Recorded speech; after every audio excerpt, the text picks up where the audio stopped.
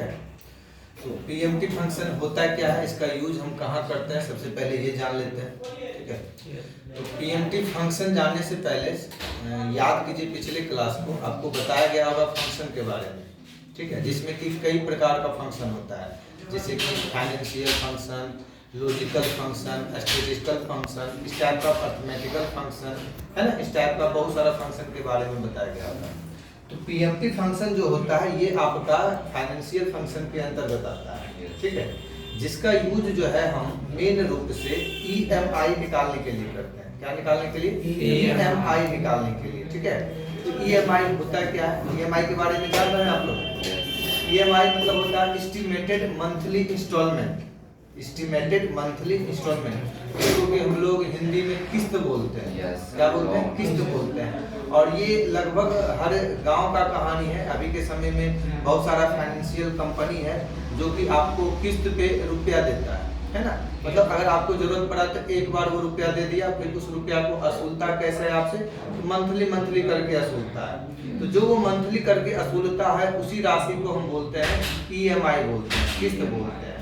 वो जो किस्त होता है उस किस्त में आपका मूलधन प्लस ब्याज दोनों शामिल होता है। यानी कि आप बोल सकते हैं वो जो किस्त होता है आपका मिश्रधन का एक पार्ट होता है। क्या होता है? मिश्रधन का एक पार्ट होता है। मिश्रधन यानी कि मूलधन प्लस ब्याज दोनों का एक मतलब इंक्लूड रहता है दोनों उसमें। ठीक है, तो ईएमआई निकालने के लिए हम लोग सीखेंगे पीएमटी फंक्शन के माध्यम से। ठीक है, इसके लिए अब आते हैं कंप्यूटर स्क्रीन पे, ध्यान है। और हमको ईएमआई निकालना है। हमको क्या करना है? ईएमआई निकालना है। इसमें कुछ डाटा का और भी जरूरत पड़ेगा। इसके लिए हम क्या करते हैं कि कॉलम इंसर्ट कर लेते हैं। तो कंट्रोल के साथ प्लस दबाते हुए एक कॉलम इंसर्ट कर लेंगे। एक कॉलम का और आवश्यकता होगा तो फिर कंट्रोल के साथ प्लस दबाए और एक कॉलम और इंसर्ट कर लिए। ठीक है, तो अब इंटरेस्ट, ठीक है, इंटरेस्ट रेट, और एक हो गया आपका टाइम या ड्यूरेशन बोल सकते हैं, ड्यूरेशन। क्योंकि जब हम ईएमआई पे कोई भी सामान लेते हैं तो उसी वक्त आपसे समय फिक्स कर लिया है। तो इंटरेस्ट रेट जो होता है जनरली ये आपका परसेंटेज में होता है और ईयरली होता है। क्या होता है? परसेंटेज में होता है और ईयरली में होता है। तो अलग अलग संस्थान का अलग अलग इंटरेस्ट रेट हो सकता है। ठीक है, और कोई ज़्यादा का फर्क नहीं पड़ता है, 1-2% का डिफरेंट रहता है, ज़्यादा का डिफरेंट नहीं रहता है। ऐसा नहीं कि अगर एसबीआई का 10% है तो पीएनबी का 50% होगा, ऐसा नहीं, 1-2% का डिफरेंट रह सकता है। अगर ड्यूरेशन मतलब समय, कितना अवधि के लिए हम ले रहे हैं, तो उसके लिए ये समय डाल देते हैं। मान लेते हैं 2 साल के लिए हम मोबाइल लिए। ठीक है, टीवी जो है ये भी 2 साल के लिए लिए, लैपटॉप जो है 1 साल के लिए ले रहा है, कंप्यूटर जो है ये भी 1 साल के लिए ले रहा है। ये इस तरह से हम जितना साल के लिए लेंगे वो यहाँ पे डाल देंगे। डाटा का पार्ट है ये होना चाहिए तभी निकल पाएगा। क्योंकि ब्याज हो या फिर मिश्रधन हो तो बिना इंटरेस्ट और बिना समय का निकल पाएगा क्या? नहीं निकल पाएगा। चलिए अब बात करते हैं ईएमआई। तो अभी तुरंत बताएं ईएमआई के लिए किस फंक्शन का यूज करेंगे? पीएमटी फंक्शन का यूज करेंगे। तो आपको सबसे पहले श्री गणेश बराबर से करना है, बराबर दिए। उसके बाद आपको यूज करना है पीएमटी फंक्शन। पहले की तरह ब्रैकेट स्टार्ट करेंगे। ठीक है, उसके बाद अब आपको ये जो रास्ता बता रहा है उस रास्ता को फॉलो करते हुए चले जाना है। तो सबसे पहले हम रेट देंगे। क्या देंगे?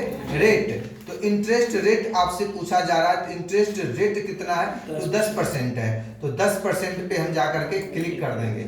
ठीक है, हो गया। और ये जो इंटरेस्ट रेट है अभी तुरंत बताया गया कि ये इंटरेस्ट रेट क्या होता है? ईयरली होता है। ईयरली होता है। अब इसको मंथ में बदलने के लिए इसको 12 से डिवाइड कर देंगे। ये इंटरेस्ट रेट ईयरली है, इसको मंथली मासिक अगर करना चाह रहे हैं तो क्या करेंगे? 12 से डिवाइड कर देंगे। कोई दिक्कत है यहाँ तक? नहीं। फिर कोमा देंगे। उसके बाद बोल रहा है एनपीआर। एनपीआर मतलब समझिए नंबर ऑफ पीरियड। ठीक है, क्या?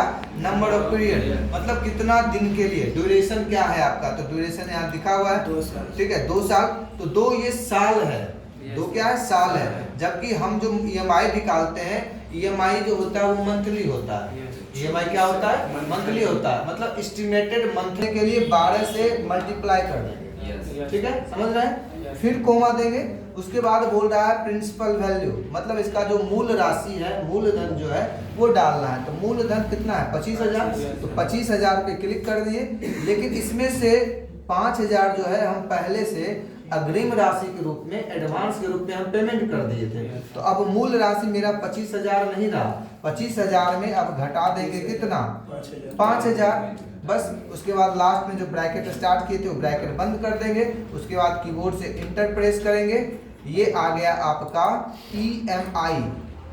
ठीक है, मतलब मोबाइल अगर आप 10% के हिसाब से 2 साल के लिए EMI पे लेते हैं तो आपको 922 रुपया 90 पैसा पर मंथ देना पड़ेगा। कब तक, 2 साल तक। कब तक, 2 साल तक आपको चुकाना पड़ेगा।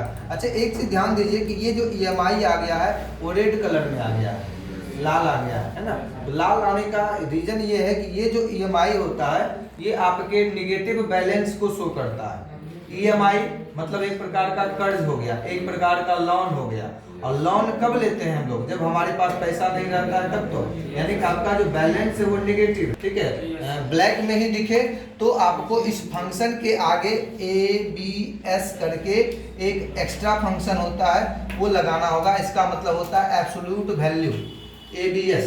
क्या लगा देंगे, इस फंक्शन के आगे ABS लगा देंगे, ठीक है। और उसके बाद सब पे अप्लाई कर देंगे तो हो गया। ये समझ रहे हैं, कोई दिक्कत है आप तक।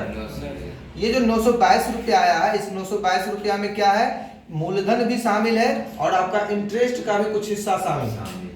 अब हम इसमें से देखना चाह रहे हैं कि इस 922 रुपया में कितना हम इंटरेस्ट दिए हैं, ठीक है, और कितना मूलधन दिए हैं, क्योंकि इसमें दोनों शामिल है।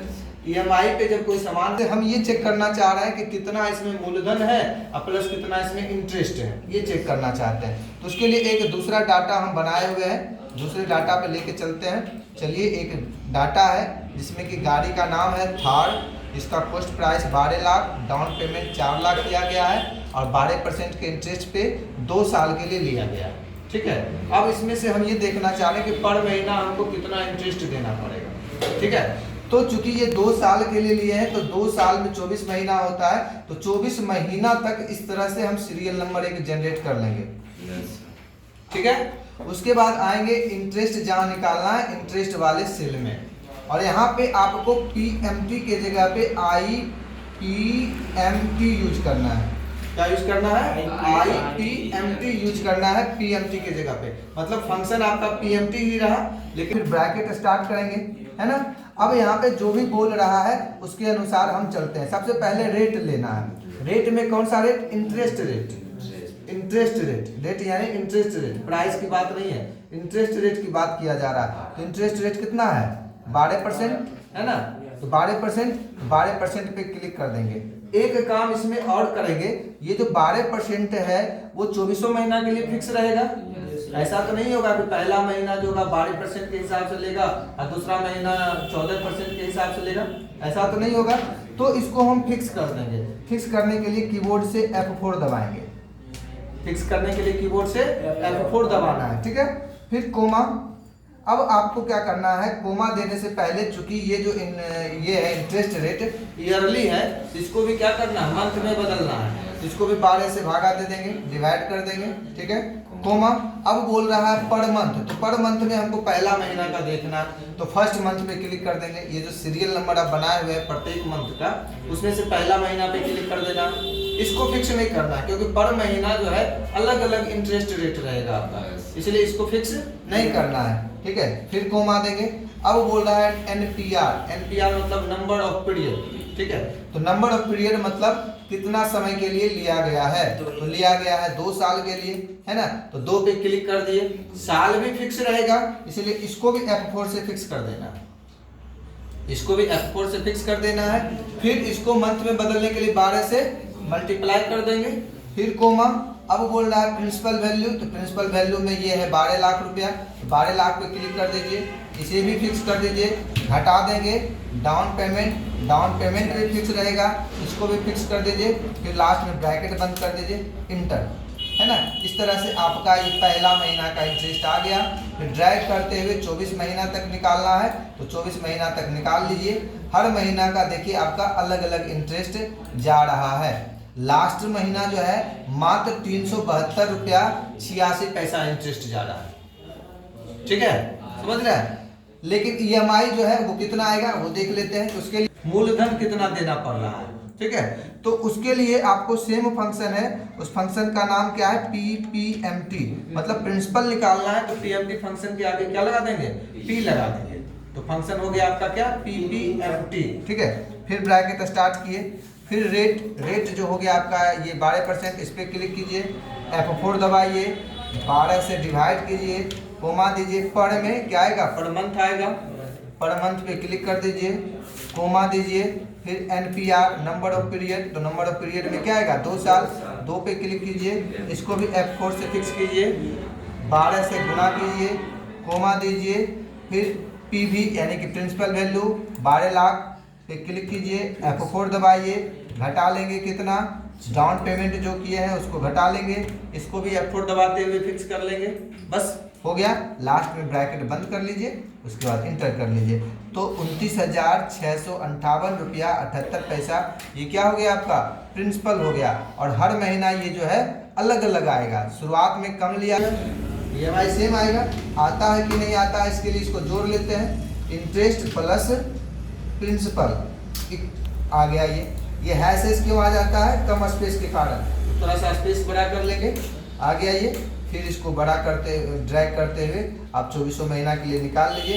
ये आप देखिए 2400 महीना जो है आपका सेम है, 2400 महीना सेम जा रहा है, तो समझिए ये आपका फॉर्मूला भी सही है और अच्छे तरीके से हो गया, ठीक है, समझ में आ गया। चलिए ये रहा आपका PMT